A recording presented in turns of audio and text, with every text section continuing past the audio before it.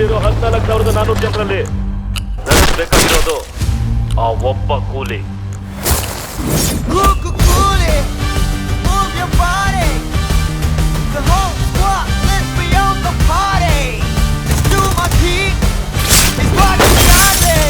ಈ ಜೀವ ಬಗ್ಗೆ ಗೊತ್ತಿದ್ದು ನನ್ನ ಹತ್ರನೇ ಆಟ ಆಡಕ್ ನೋಡ್ತೀಯ?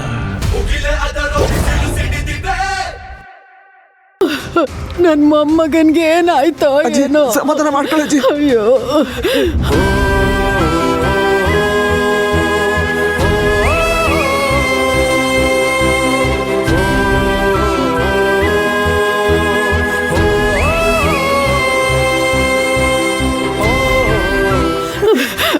ಶಿವಣ್ಣ, ಜ್ಯೋತಿ ಜ್ಯೋತಿ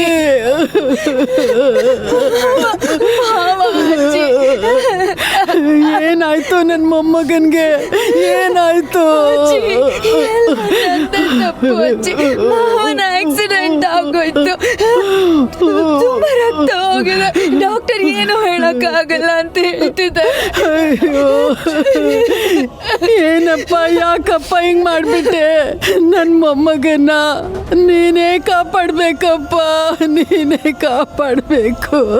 ಅಜ್ಜಿ ದಯವಿಟ್ಟು ಸಮಾಧಾನ ಮಾಡ್ಕೊರಿ. ಶಿವಣ್ಣ ಲಘುನ ಹುಷಾರಾಗಿ ಬರ್ತಾನೆ. ಅಲ್ಲಿ ಒಳಗ ಆಪರೇಷನ್ ನಡೆಯಕತ್ತೈತಿ.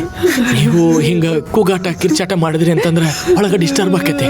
ಸಮಾಧಾನ ಮಾಡ್ಕೊರಿ. ಬರ್ರಿ ಕೂಡ್ರಿ, ಈಕಿನ ಮಗ್ಳು ಕೂಡ್ರಿ ಇಲ್ಲಿ.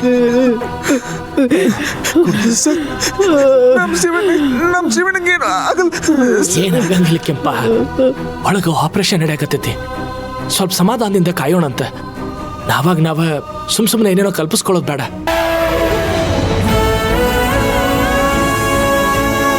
ಜ್ಯೋತಿ ಕಣ್ಣು ಮುಂದಿನ ಆಕ್ಸಿಡೆಂಟ್ ನಡೆದಿದ್ದಕ್ಕೆ ಆಕೆ ಗಾಬರಿಯಾಗಿ ಏನೇನೋ ಮಾತಾಡಕತ್ತಾಳ.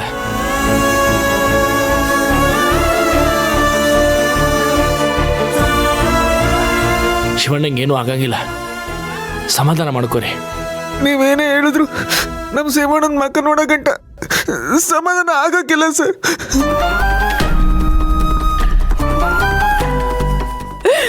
ಕೆಂಪ ಬಿಡ್ತಾನು, ಅವನು ಎದ್ದು ಬಂದು ಮಾತಾಡಂಗ ಆಗ್ಲಿ ಇರೋ.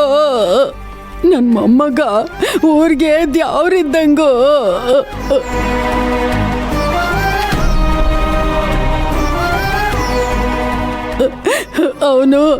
ಅವನು ಆರಾಮಾಗೆ ಬರ್ತಾನ ಕಣೋ, ಆರಾಮಾಗೆ ಬರ್ತಾನೋ.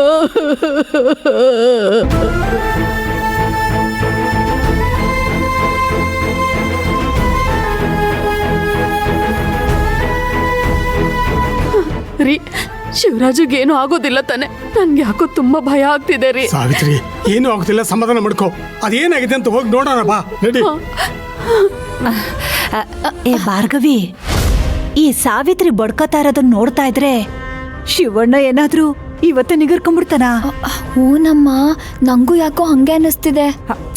ಆದ್ರೂ ನಮ್ದೇನು ಕೈ ಚಳ್ಕ ತೋರಿಸ್ದೆ ಅವ್ನ್ ನೆಗದ್ ಬೀಳ್ತಾವನಲ್ಲ, ಅದೇ ಓಸಿ ಬೇಜಾರ್ ಕಣೆ.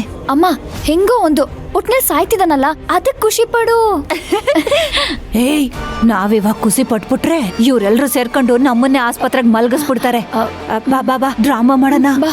ಶಿವಣ್ಣ,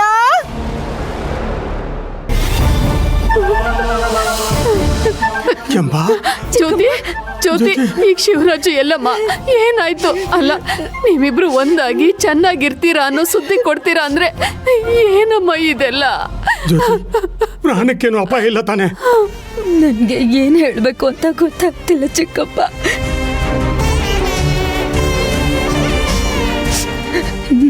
ನಾನಿವತ್ತು ಅವ್ರನ್ನ ಮನೆಯಿಂದ ಆಚೆ ಹಾಕ್ತೆ ಹೋಗಿದ್ರೆ ಇಷ್ಟೊಂದೆಲ್ಲ ಆಗ್ತಿರ್ಲಿಲ್ಲ.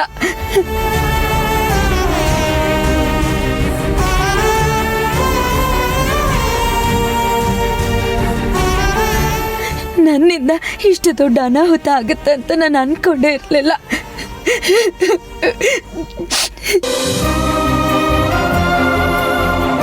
ಸಾವಿತ್ರಿ, ನೋಡ್ದೇನೆ ನಿಮ್ಮ ಅಣ್ಣನ ಮಗನ್ನ? ನನ್ನ ಚಿತೆಗೆ ಬೆಂಕಿ ಇಡದ್ ಬಿಟ್ಬಿಟ್ಟು ನನ್ನನ್ನೇ ಬಿಟ್ಬಿಟ್ಟು ಹೋಗಾಗ ಸಿದ್ಧ ಆಗಿದ್ದಾನೆ ಕಣೆ, ಸಿದ್ಧ ಆಗಿದ್ದಾನೆ.